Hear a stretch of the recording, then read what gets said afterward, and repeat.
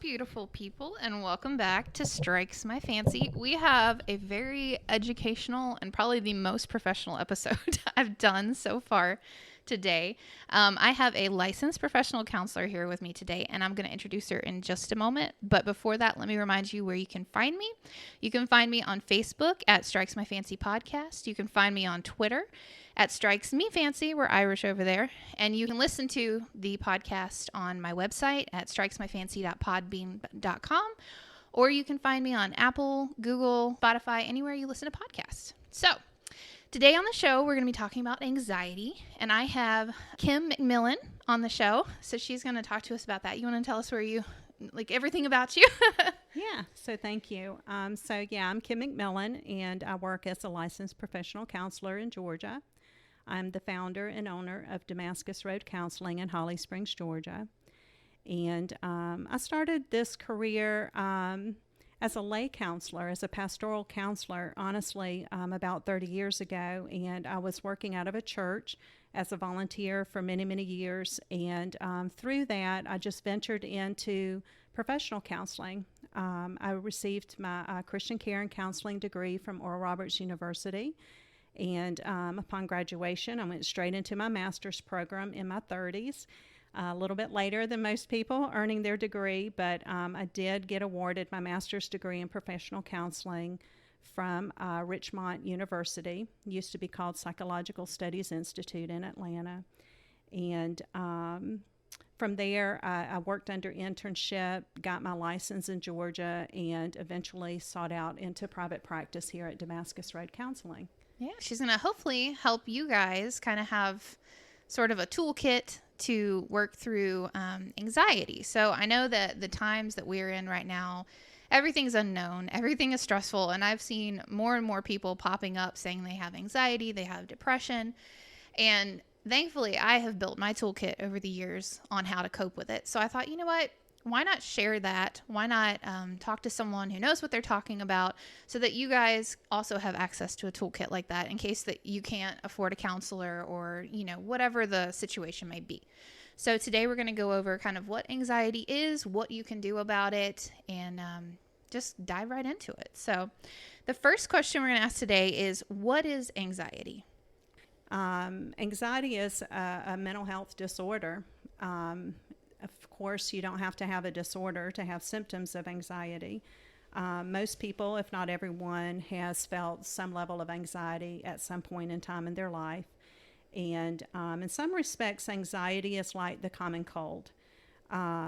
It's a set of symptoms, and those symptoms can come from a lot of different places for a lot of different reasons. Anxiety can feel mental, where it might cause racing thoughts. It can cause our mind to jump from one thing to the next, or have difficulty concentrating. Anxiety can feel emotional, where we might feel nervous or worried or fearful. Sometimes it might even keep us up at night because it won't allow our brains to just shut down and shut off. Some physical symptoms of anxiety are things such as heart palpitations. It can feel like our heart is palpitating. We can have tingling in our extremities, such as our toes or fingers, or we can get dizzy or lightheaded. So these are some of the ways that we can experience and feel anxiety. Okay, yeah, I know for a long time I had the mental anxiety where it was just like the racing thoughts. I'd feel, the physical anxiety where I'd feel like my heart was racing or like I had a ball of energy in my chest. And then once I transitioned and I guess had kids and the worries that come with that, I would have like these intrusive thoughts when I'd lay down to go to sleep where it was like I just pictured my kid dying in all these different ways, and so I was like, what is this new thing? Yeah. So that definitely caught me off guard, but it's good to know that it can present itself in all three different ways. Absolutely. And usually does present in all three different ways. Okay. Yeah. All right. So it's a real disorder, or is it something that's kind of like mind over matter? You can control it. I've heard a lot of people say that they haven't had support in their lives because people couldn't see it and they told them it's all in their head. Mm-hmm. Yes. This is with a lot of mental health disorders, anxiety, depression, and other types of things. It's one of the frustrations, especially if someone's experiencing symptoms like that, because it's not like a broke leg. Right. You can't see it, but it is very real, to answer your question. According to the Anxiety and Depression Association of America, their updated 2020 estimate is that about 31% of all adults are going to experience an anxiety disorder at some point in their life. Wow. And right now, with COVID, with other types of tensions, particularly in our nation, anxiety symptoms are up, and anxiety disorder diagnosis is up. The DSM-5, which is our most current diagnostic and statistical manual of mental disorders, it does include anxiety disorders as diagnosable mental health disorders that are billable on insurance. Oh, wow. So it is a real disorder, and anybody, again, that's ever felt anxiety, especially if they've been diagnosed with an anxiety disorder, can tell you how real it really is. It's uncomfortable, especially if the symptoms are chronic or severe. And some of the DSM diagnoses, by the way, it's not just a general anxiety disorder, although there is a diagnosis of generalized anxiety disorder. Okay. But some of the other things are like panic disorder, separation anxiety disorder, social anxiety disorder. So it's not make-believe. It's not just in someone's head necessarily. These, again, can come from all different kinds of reasons. And maybe that's what we'll get into in just a moment before I go into that. Yeah. I mean, I think that just hearing a licensed professional counselor say it is real, that is valid. You know, a lot of people need to hear that, especially right now. Okay, so we've talked about what anxiety is, how it feels, whether it's real or not. So what causes anxiety? That's a big question. It's a broad question. And the true answer is many things can underlie anxiety.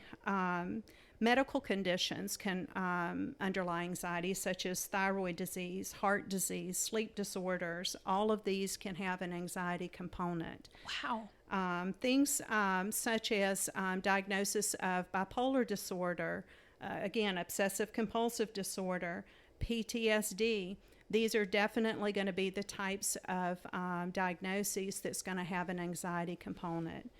However, depression and anxiety, they like to hang out together. They're best friends. They're best buddies. They are best buddies. And so, you know, even if it's just not necessarily a diagnosis, but someone suffering with some level of depression or stress, anxiety is going to be a component of that. Okay.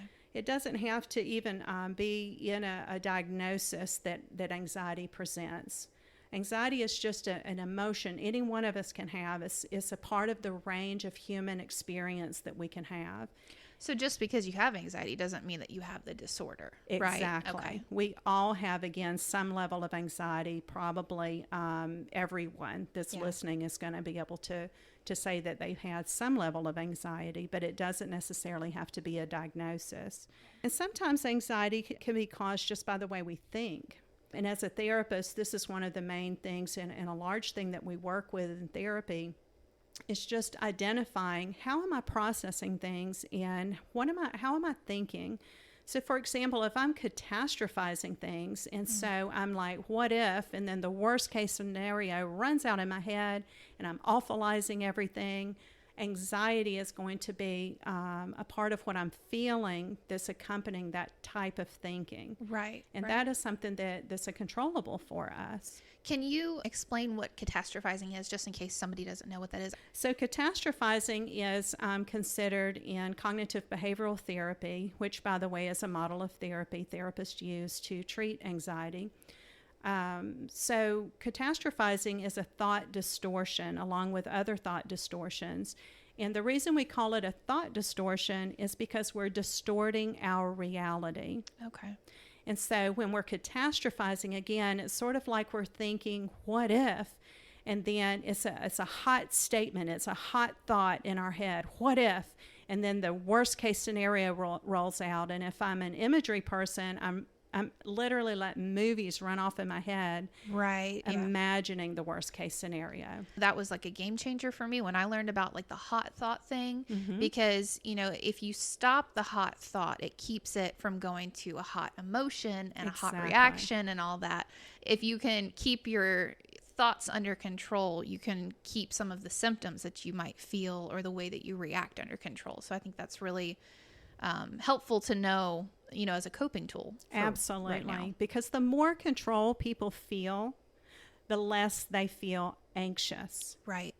If things feel uncontrollable, unpredictable, I don't know what's going to happen next, that's one of the triggers. That's one of the things that underlies the anxiety in and of itself. Okay. Oh, that's a perfect segue into how can we identify the triggers? Okay, so triggers for anxiety are really a variety of different things. They're as unique as each and every person is unique. Okay. So when we're identifying triggers for anxiety, we have to understand that the best way to identify the trigger is to pay attention to what has happened just before the anxiety started. Okay, so see what could be causing it. Exactly. What just happened? Who did I just talk with? What was my thought like when that happened? I have to slow things down and back it up for just a moment and try to pay attention to what circumstance, what person, even what food I might have eaten. That's true, because sometimes caffeine can cause it. Exactly. So things just like you're talking about, some that are common to all of us is certainly caffeine. Sometimes allergy medications that have steroid base, decongestants, things of these kinds can sometimes cause anxiety. Of course, too much alcohol or drug use for sure will cause anxiety. Sugar can sometimes cause anxiety for people that are sensitive to that. For some people, too much stimulation visually or auditory type of stimulation can cause anxiety. Being on the go all of the time, just get up and go, can cause stress and anxiety.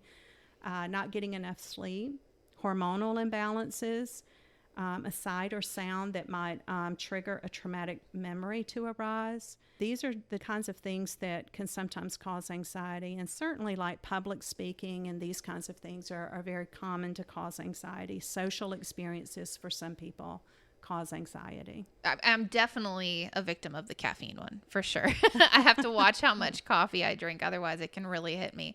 But I know that, as a mom, like, it's a very loud environment. Yes. And sometimes with the TV going and the kids crying and everything, it just reaches a point where I get completely overstimulated. Yes. And then it can lead to a panic attack for me. Exactly. Yeah. So you know Yeah. exactly Yes. what I'm sharing. Yes, absolutely. And I'm sure many of the listeners will be able to feel the same way. They'll be able to understand that anytime our brains are not created to take in all of that stimulation constantly. Yeah. So again, a controllable is for us to step out of that type of environment as needed. Okay, so now we know the triggers. What are some things that people who are experiencing anxiety can do to cope with it? Okay. So some of the most common and effective coping strategies that most people can use to decrease anxiety is diaphragmatic breathing, for starters.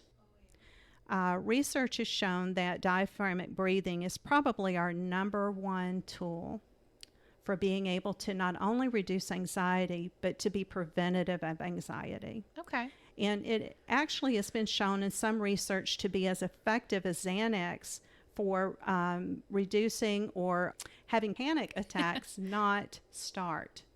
Like if you feel like a panic attack is about to start, the deep, true, practiced, learned diaphragmatic breathing is a powerful tool to be able to keep that panic attack at bay so that it doesn't get it all the way through. That's fascinating. It's as strong as Xanax. Like, that is incredible to me. And I believe the diaphragmatic breathing, and correct me if I'm wrong on this, but the one that I learned was like breathe in for, I think it's 4 bananas and breathe out for 6. So it's just like 1 banana, 2 banana, and you breathe in 4 times like that. Yes. And then release for 6. And I think it's always slowed me down. That's helped me calm down. Yes, there's. I've seen many different types and styles and ways to do diaphragmatic breathing out there, but the idea at the end of the day, in whatever way that it is effective for you, is to breathe in all the way to the bottom of the lungs. Most so of until us, you kind of feel that stretch in there. Exactly. It's sort of like blowing up a balloon, your abdomen being the balloon, and then exhaling the balloon. When we're stressed, when we're anxious, what we tend to do is breathe from our chest. And so when we're breathing from our upper chest area, we're depriving of oxygen. And so that oxygen deprivation is literally causing more symptoms that are triggers for anxiety, like dizziness. If you're not getting that oxygen and we start getting dizzy, that's going to be a trigger for more anxiety. So when we're doing this deep diaphragmatic breathing, we can also add to that progressive muscle relaxation. We can do things such as meditation. We can use yoga and different forms of light exercise for anxiety management. And from a cognitive behavioral standpoint, we can learn self-acceptance. We can learn to self-talk in ways that decreases our anxiety, that de-escalates that anxiety. Oftentimes, again, it's not even so much what's going on around me or how powerful that trigger is, but it's the way I'm responding to that person, place, or thing. And if I catch myself and process that information in a healthy way within myself, I can emotionally regulate to cause anxiety to be little to nothing, or lower than certainly a panic attack. So again, like you were saying, the diaphragmatic breathing, but then also questioning, why am I feeling this way? You know, making your brain think about it instead of just giving in to the emotions. Right. Okay. Yeah. And allowing your self-talk to be self-soothing. Can you give us an example of like self-soothing self-talk? Mm-hmm.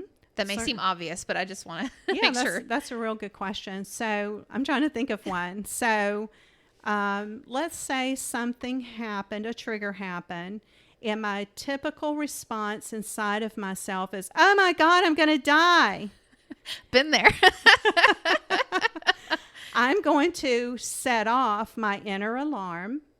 Okay. It will cause me, my adrenals potentially to get involved with adrenaline and cortisol. That fight or flight feeling. Pumping through my system, and fight or flight or freeze might start trying to happen. Yes.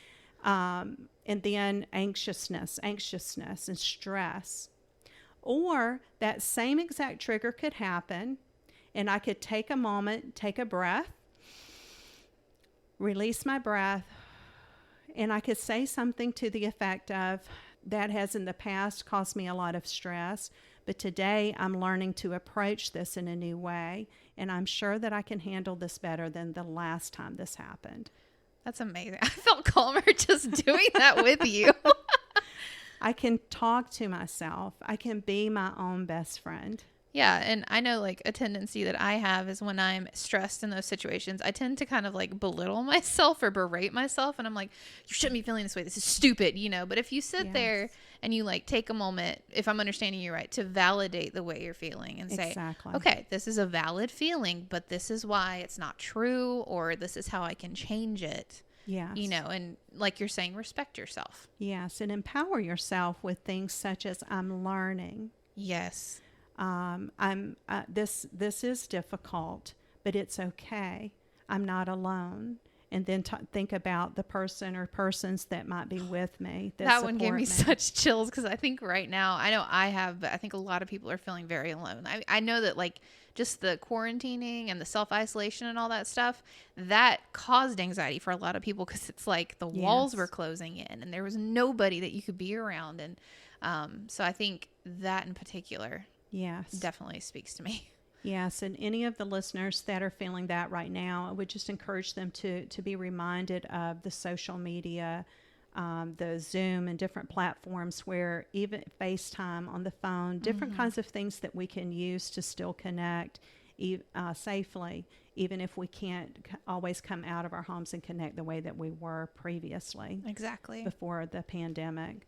Also, one of the things I want to mention in regards to, in reflection on what you've just shared, we're going to call that part of us sometimes that tries to bully us or tries to put us down or be harsh on ourselves. We're going to call that the inner critic. And again, the inner critic oftentimes is trying to perform a duty for us, so to speak, to get us in a better position to succeed. But the way that she or he's going about it oftentimes creates some emotional turmoil. So we can address and acknowledge that type of thinking or that voice within us in that way to just recognize, yes, this is difficult. But just remind ourselves, I can get through this. I'm learning. I'm growing. Those kinds of statements within us can kind of self-soothe and de-escalate that stress and pressure and anxiety that we're feeling. That's amazing. Yeah, I know, like, a lot of times it'll feel like when you say the inner critic, I think of like that inner motivation, it's like, wow, you shouldn't be this bad at this, but then the whole thought process of, I'm learning, I'm going to be bad at this until I get the hang of it, that kind of thing definitely helps. Yeah. Like today with this interview, it's a new process for everybody. So yes, that's how we grow. And by the way, those shoulds you're talking about is part of the cognitive distortions. Okay, let's address that, please. So catastrophizing, we've talked about, creates a lot of anxiety, but the shoulds create a lot of anger, agitation, and anxiety and pressure. So those expectations that you've built up in your head. Mm-hmm. And the shoulds, we like to talk about them in the sense of these are like inflexible, ironclad rules that are on the inside of us. And if we don't follow them, the inner critic shows up and she really judges us and points a finger, or he does, at us within our own selves. But if others don't follow them, we get very angry, frustrated, and stressed out with them. Been there. Why aren't you doing this the way I would do it? So our mental health is based on that, being able to be more flexible and relax some of those rigid rules. To the degree that we're flexible in our thinking is the degree of our mental health and the degree of anxiety that we hopefully will not be feeling. Wow, that's amazing. Yeah. Thank you. So the next one I have is, what can we do to help maybe a family member or a friend who has anxiety? How can you be a support to them? Mm-hmm. That's a great question. So again, a lot of times it's difficult for support systems to really know what to do. Because it's different from person to person. It is different from person to person. And you can't see it. Mm-hmm. There's these symptoms that you can experience and people can share, but it's not something that's a visual handicap, so to speak. Right. So one of the things I encourage people to do, particularly my clients that come in, is I ask them questions so that they can have their own self-awareness as to what they need uniquely and personally for themselves, so that they can teach their family members and friends what they need. That's amazing. That learning that self-awareness was such a big step for me, being able to manage my disorders and to convey to my family what I needed. Yes. Yeah, we're probably the best educators of our family and friends if our family and friends are if we ask them to be a part of our inner support and they're motivated and desire to be, we are the best educators. So once we find out what we need to feel supported, I think it's very responsible of us and important for us to be able to share that with our family and friends. Some of the things, too, that family and friends can do is maybe listen without judgment. That's a big one. This is big. It's real important that people feel safe to talk about what's going on in their inner world and when they're experiencing anxiety in particular. We could remind our loved ones or whomever we're supporting to get enough sleep, to eat a mood-friendly diet.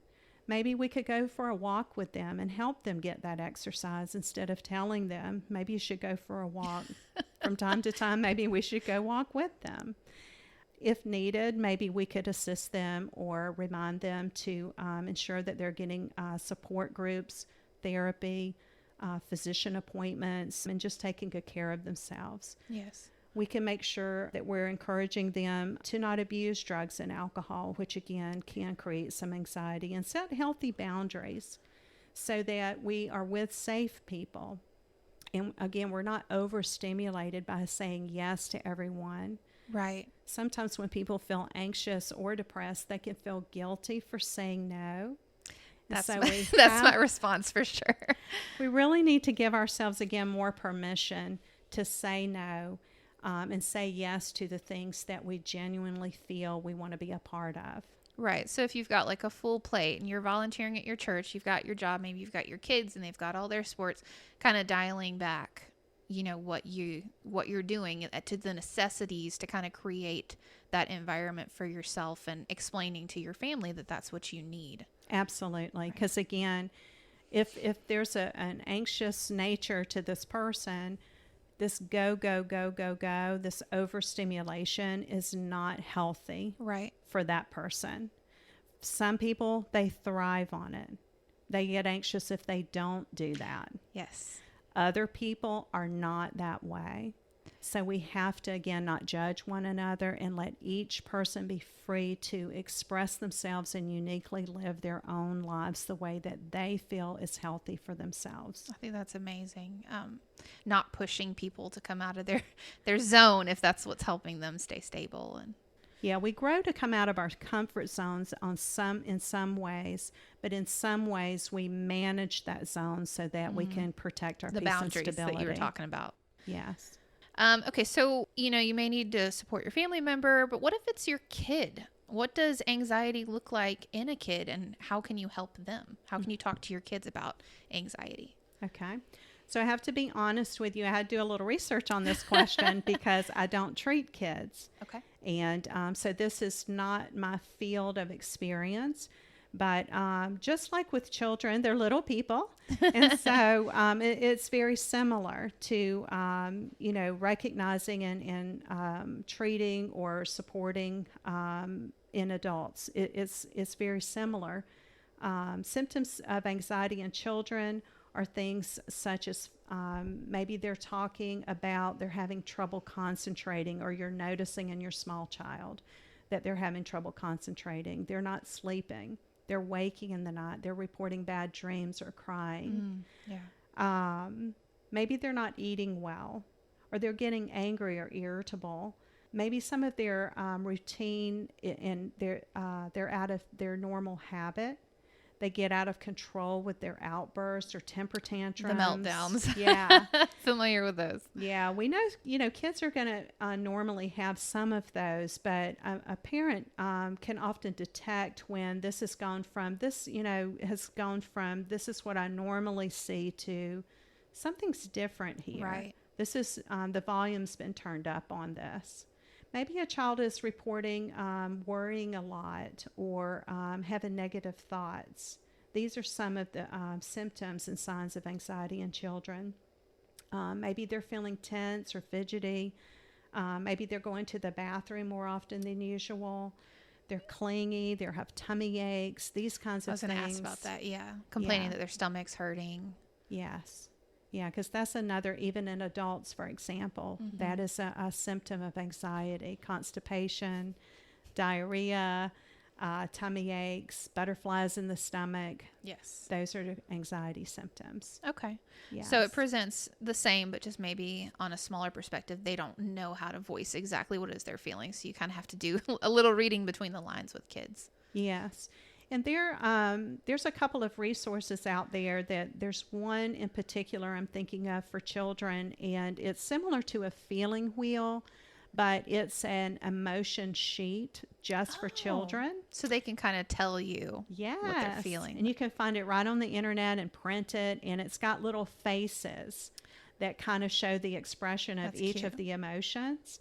And it's a great way for parents to sit down with children and help them start to identify their feelings. I mean, I remember I've even done that in therapy. You sat down and it's like a list of words of how you could feel. And because I think one of the first sessions, the question was asked, how are you feeling? And I said, fine. And it was, fine is not an emotion. So that's really good that that's out there and on a kid level that you can just kind of have them point out, what are you feeling right now? Yeah. When parents can do that, they're really setting their children up for success for later on as well. Well, I would imagine it helps them develop their self-awareness because they're having to think inward. Okay, well, how am I feeling right now? And using their words. Yeah, and it's validating their feelings. And it's letting them know they're not alone. Yes. that it's okay to talk about it. It's okay to attend to it.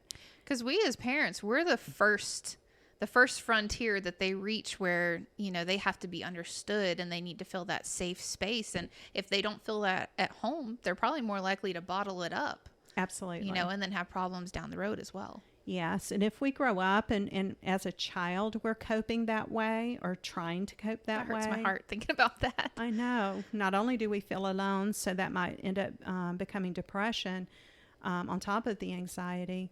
But later, as adults, we'll try to continue to cope that same way, and we'll emotionally neglect ourselves. Oh, wow. Yeah. And then that'll lead to a lot of therapy down the road as well.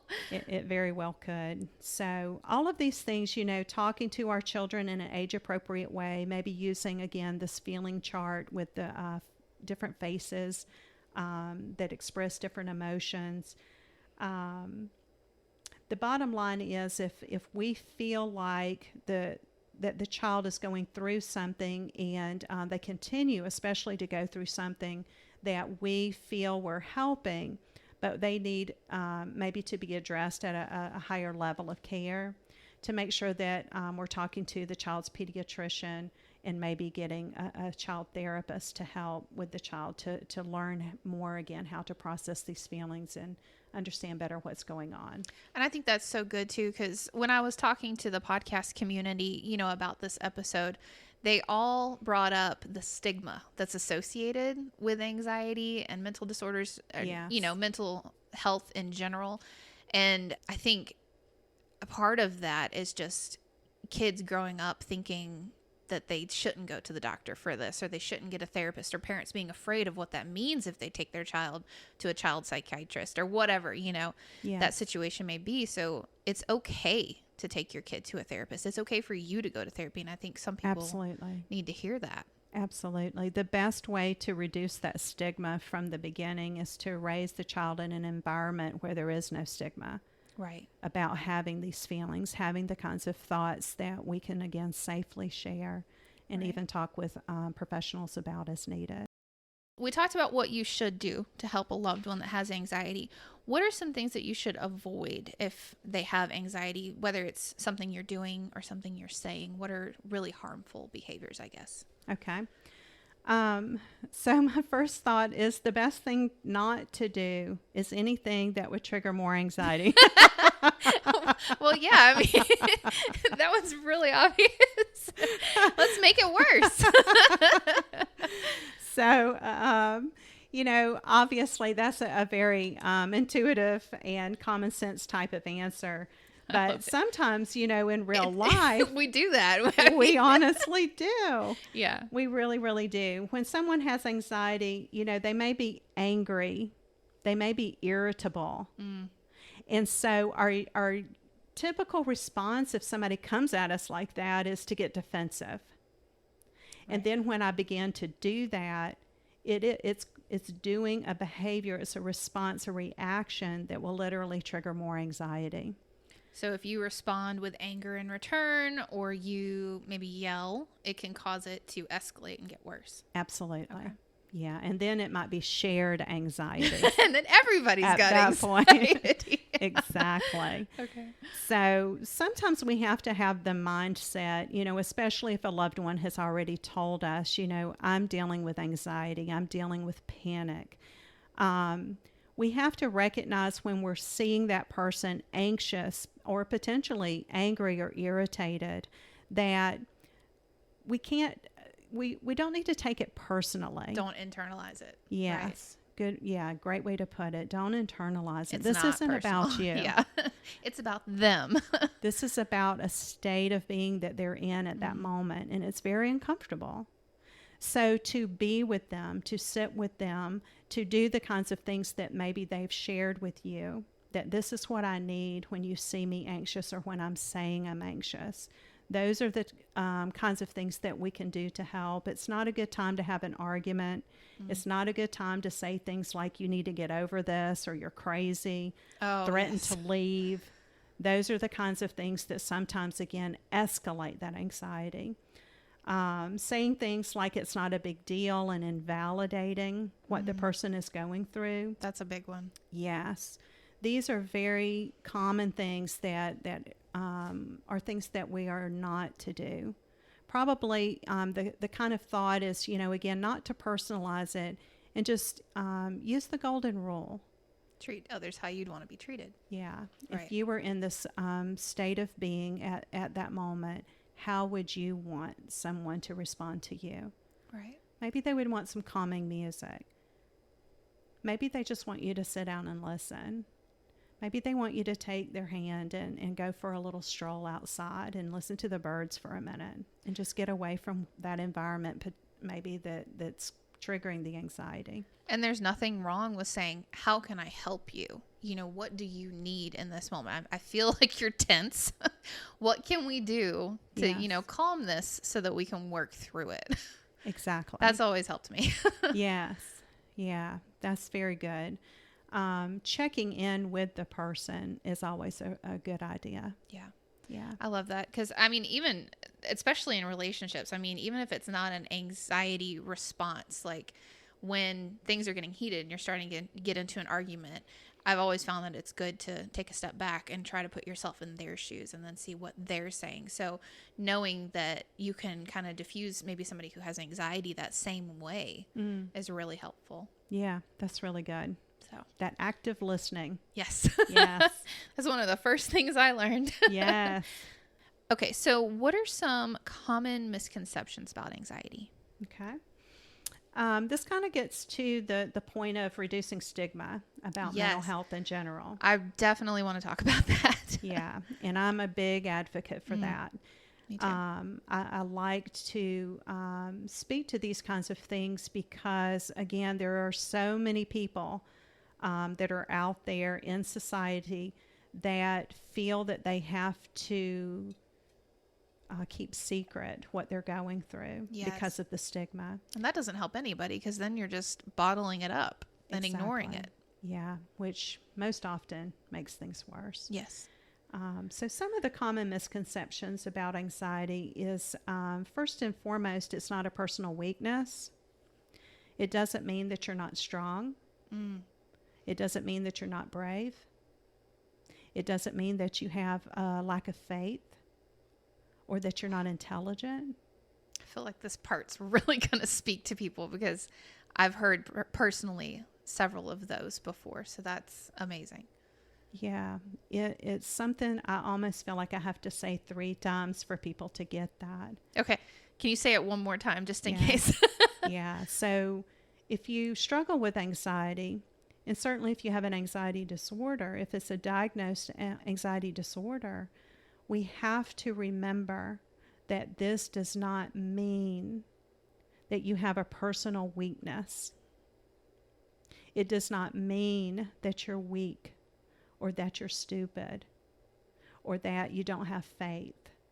We get to assign the meaning to our lives we want to assign meaning to. But oftentimes we allow society to assign meaning to what we're going through. Right. And so that in of itself, I think, is an adjustment that we can make internally where we get to choose what meaning we assign to this. So you destigmatize it for yourself. Is that right? Exactly. Sorry, my microphone moved. So you destigmatize it for yourself. You destigmatize it in your head, and then you live your life accordingly. Exactly. It does not mean that you have a personal weakness. So many people, because they feel anxious, they feel like they're not strong. Right. They feel like they're not intelligent. They feel like they don't have enough faith. Wow. But that feeling state is very real. I do want to validate the feeling. But it doesn't mean it's true. But it doesn't have the meaning that oftentimes we ascribe to it. So Yes. I don't know what your opinion on affirmations is. I don't know if you believe in affirmations, if you think that's powerful. But in that situation, I mean, I've found that if you say something to yourself enough, you start to believe it. So if you counteract those hot thoughts of, well, I'm too weak for this, and say, no, I'm as strong as I choose to be, or, however you need to tackle that. Can that help in that situation? Absolutely. These are some of the ways that, again, we can de-escalate with our self-talk. And I firmly believe in affirmations. I have learned that the degree for which we believe the affirmation is how effective it will be for us. Okay. So if you're just saying the words and you're just reiterating them, but you're not actually feeling it in your soul, Yes. it's never going to affect you. Correct. Okay. Now, that's not to say that, let's say I share with myself, I am a valuable, worthwhile human being. And maybe I only believe that 5%. Well, it'll be 5% effective. The more I share that with myself, I can progress in my belief over time that it could grow. So over time, if I continue to remind myself I am a valuable human being, I am strong, I can handle these kinds of things, I can grow from 5% to maybe over time 50%. That affirmation begins to work for me because I believe it. That's amazing. Yes. Another misconception about anxiety, by the way, is sometimes people say, you could just stop this or snap out of it if you wanted to. Oh, that one makes me so mad. That like triggered the rage for a second there. Yeah, so tell me about that rage. What is it about that upsets you?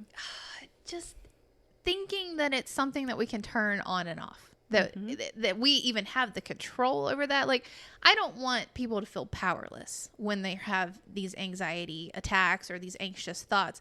But it's not something that we're doing to ourselves. It's something that it's a reaction in our body, and it's not something you can snap out of. Sometimes you might need medication for it. Sometimes you might need therapy to work through it so you can do the cognitive thinking that we've been talking about. But it's not something that you've brought upon yourself. It's not something that, I mean, it might be a broken brain, but it's not something that's wrong with you per se. Yes. And it just, it makes me so angry when people just tell you to snap out of it. Like you can flip a switch and it go away. Yes. Even if it's just as a thought, the way that I'm thinking, until the person gets a new way of thinking and some self-understanding in regards to how they're thinking and how that's, a part of the anxiety, it's very disrespectful. It feels like a judgment when people say things like that. Absolutely. And it's dismissive. Yes. It's very dismissive just to be like, pick yourself up, you'll be fine. Oh, well, I guess my feelings don't matter. Yes. It makes us feel like, if I could just snap out of it, don't you think I would? Yes. we would not be having this issue if I could snap out of it. Thank you. Yeah. So again, this is not only a common misconception, but again, probably one of the things not to do. Yes. When someone is feeling anxious. One of the things we've already addressed is a misconception is that it's not a real medical condition. And we've already addressed that. This is real. It's diagnosable. It's billable on insurance. If you can pay for it to be fixed, it's real. That seems to be the way our society can substantiate things. And so it is real. And it's a medical condition. That is a misconception when people think that it's not a real medical condition. Another misconception is medication is the only way to treat anxiety. Yes. Anxiety is very treatable, and oftentimes it's a holistic way that we approach it, so that even if medication is a part of that treatment plan, again, adding to that cognitive behavioral therapy so that we are learning how to think healthy, we are learning how to live a mood-friendly lifestyle, have safe support, boundaries, those kinds of things. All of those things are parts of how we treat anxiety. I think that in particular is such an important thing to say, because I have bipolar disorder. I don't know if people from before know that about me, but bipolar disorder is something that has to be controlled through medication. Yeah. So I've had to adjust my thinking over the years to just kind of accept that that's always going to be in my life. But with anxiety, that's not always the case. You don't, in fact, I'm not on medication for anxiety. I was able to work through my anxiety with these things that you've been talking about. So I didn't even need medication. And I think that's important to say is it's okay if you need medication for it, but there are other options for people who maybe can't afford medication. You can control this through these things that we were talking about today. Absolutely. A diagnosis such as bipolar disorder comes with anxiety. It's a part of how bipolar disorder can manifest. You gotta just pick out of the hat, what am I going to have today? Is it going to be anxiety, depression, maybe a little OCD? How about some ADHD? Distractibility. Yes. Let's throw that one in. Yes, sorry. Yes. So as you very well mentioned, medication is the cornerstone of treatment with bipolar disorder. It's very important. And with that, compliance to medication with the other therapeutic things we've talked about, it can treat that anxiety portion of the bipolar disorder. So medication is not the only way to treat anxiety, particularly if the anxiety that we're feeling is not a diagnosis. It's just circumstantial or maybe mild anxiety. That type of anxiety, that level of anxiety is very treatable without medication. Okay. Yeah, but sometimes medication, is the way to go. And if so, again, that's something that needs to be discussed with a physician, and we need to give ourselves permission to take care of ourselves if that's the plan, the treatment plan that's made, so that we're not stigmatizing or judging or shaming ourselves. I think that's really important. It doesn't mean, again, that we have a lack of faith.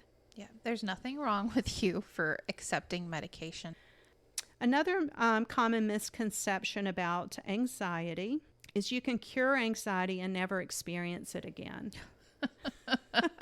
I think anybody who's a longtime sufferer knows that one's not true. But if you're on the outside looking in, you might think that. Yes. And sometimes, to be honest, as a therapist, I have people come in and their goal is to treat anxiety, and that is their goal. I don't ever want to feel anxious again. And so we have to kick off therapy managing that expectation and managing the reality that, again, anxiety is just a part of our human range of emotion and way that we can feel. And to be honest with you, on the bell curve, so to speak, some anxiety can be very helpful. It can make us very sharp. It can give us energy. But once it gets to a point at the top of the bell curve and then over to the other side, that's when we start getting more of these symptoms that it causes me to not be able to think straight, maybe foggy thinking. It might cause someone to have less energy and not be able to focus. So on that side of the bell curve, we're getting diminishing results. Gotcha. But on the other side of the bell curve, anxiety actually can be our friend and it can help us. So let me make sure I understand this right. Anxiety is just a natural emotion that if it gets too big or too out of control is when it causes issues. Is that right? Mm-hmm. Wow, I never knew that. I learned something today. Yeah. So yeah, in a nutshell, that's it. That's amazing. Yeah. So if you can learn to harness your anxiety, you can make it work for you. Absolutely. That is amazing. It's whatever meaning that you ascribe to what you're going through. So that's why changing your thinking and your view of your anxiety can kind of just change how it affects you altogether. Exactly. Wow. Yeah. So that kind of goes into this next misconception. Some people, their self-talk, what they think is, if I suffer with anxiety, I'm incapable of handling stressful situations. Oh, that's so debilitating. It can be debilitating, and it can keep people isolated, and it can keep people away from following their dreams. So I like the way that you put it. If we learn that, that's not true, and we empower ourselves with the type of affirmations and self-talk that I can handle stressful situations. And I might have to approach it in a way that's comfortable for me, at a pace that's comfortable for me, but I can do this. And I can harness that anxiety, as you said earlier. And I can actually cause that anxiety to help me get through this, to cause me to become stronger, sharper, have more energy to push through this. That ability within ourselves, we can do that within how we're thinking, how we're approaching it, our mental attitude about anxiety. That is so powerful. I feel like I earned a new tool for my toolkit. That's amazing. Yes. The last one, and we kind of already talked about it, a misconception: anxiety disorders are not treatable. I think we've already clearly said, and I want to make sure that I end this section with this to bring the listeners hope, because we need hope. In anxiety disorders, anxiety is treatable. It's treatable in all of these different ways. You're not a lost cause. No, absolutely not. Absolutely not. Just take that deep diaphragmatic breath, jot down some of the things that we've talked about today, develop an action plan, and take some steps toward treating, getting some help and some support if you're feeling anxiety. Yes, learn to control your anxiety so it doesn't control you. Yes. Right. Yes. That's amazing. What are some good resources for someone with anxiety? Maybe they're just learning about this and they want to take control of it. What are some maybe books, websites, whatever you know of that could help them learn how to take control of that? Mm-hmm. Sure. So I always, my go-to most all the time for mental health issues is NAMI. NAMI. Yes, Okay. NAMI. Okay. So that's a website people can use. There is just a plethora of resources on that website. I have to look that up. Yeah, it's really good. Psychologytoday.com also is a site where there are therapists, there are support groups, there are physicians that are marketing on that particular website. And so it's as easy as just typing in psychologytoday.com, putting in the zip code where you live, and it'll you can click on the left-hand toolbar, anxiety, and it'll bring up all of the professionals, all of the support groups, all of the physicians in the area that treat anxiety. That's amazing.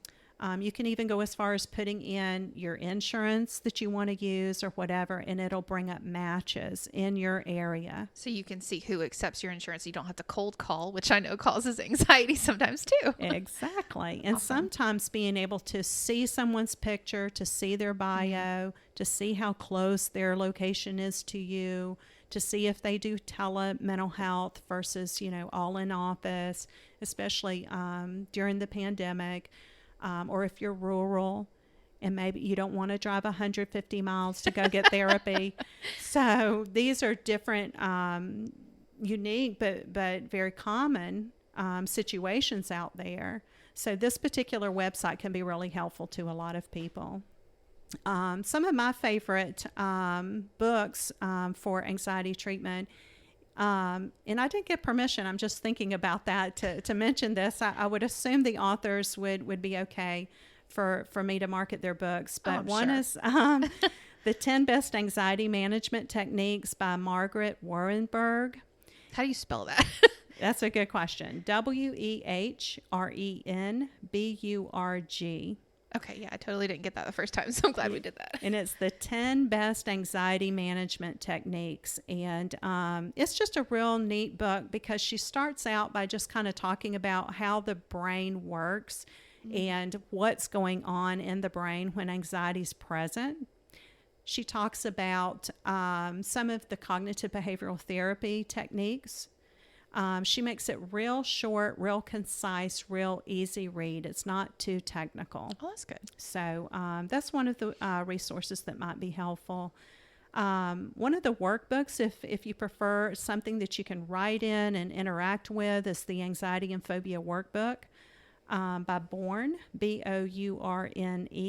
Is a workbook that starts out, again, with an educational tool, and it kind of talks about, again, all of the DSM-5 diagnoses of anxiety and how it can manifest in different ways. Okay, good. So for visual people, that's a good resource to just kind of look at how it's all laid out. Absolutely. And sometimes, education and learning is so powerful. When we're empowered with that information and we have something we can now call it, this is what it is, Yes. we feel more in charge at that point. That And can when, be the motivation you need. yeah. And anytime we feel empowered and more in charge, we feel less anxious. Yes. So, Whatever we can control definitely decreases the anxiety. yes. There's a lot of phone apps out there. And again, I'm probably not the best person to talk about this. I'm not a technology wizard, but in your phone store, your Play Store, you can go in there. There's tons of free apps. There's journaling, there's diaries, there's CBT apps, there's anxiety management tools, there's anxiety coping skills, relaxation skill video. There's just so much out there as far as that goes. While we're talking about that, too, that I use, there's Daylio, Daylio. It's a mood tracking app, so you can kind of see, how kooky you felt, or, if you're feeling more normal and if you're doing okay. And then when we were talking about the diaphragmatic breathing, one thing that I have been using is called Serenity. And you just put in your headphones, and it's like 10 minutes a day. And it's like this really soothing British lady. And she's like, take a deep breath, and it just, it's so calming. Like, I'll get overstimulated with the kids and I'll just go back to my bedroom, lay down for 10 minutes, do the breathing thing with her. And then I just feel like a new person and I can take on the day. So. Yeah, that's wonderful. Yeah. Thank you for reminding me of that one too. I've heard a lot of people use you have heard that. Good. Yes, Good. I have. Therapist approved. Yes. There's a little assessment tool, a soft assessment tool I want to mention to people as well, that they can just do at home and then take to their therapist or take to their doctor's appointment, show to their family members when they're talking to their family about what they're experiencing. And it's called the Burns Anxiety Inventory, BURNS, Burns Anxiety Inventory. You can just Google that. It's a 2-page thing that will come up. It's going to talk about your thoughts, your feelings, your physical symptoms of anxiety. You can self-score. And again, it kind of gives you, again, some validation for what you're actually going through. And it gives you a way to show someone tangibly, this is what I'm going through. This is what I'm experiencing. Whether it's somebody that's your support system, a physician, or a therapist, it's a great tool to be able to use. That's amazing. Yeah. All right. Well, I think that's all that we have for anxiety. That was so much helpful information. And again, I'm so honored that you were willing to come on here and do this with me. Again, Kim McMillan, she has her company. Well, I guess it's not a company. How would you like me to phrase that? Yeah. Damascus Road Counseling. Okay, so her business, Damascus Road Counseling, Yes. in Holly Springs, Georgia, and she is absolutely amazing. Can they find you if they Google you, I guess? Mm-hmm. You can All find my website, damascusroadcounseling.com. Okay, amazing. So she's available and she is incredible. So thank you so much for being here. Thank you so much for having me. I've really enjoyed it. Thank you. All right. Well, guys, remember, question everything, never stop exploring. And as always, stay curious.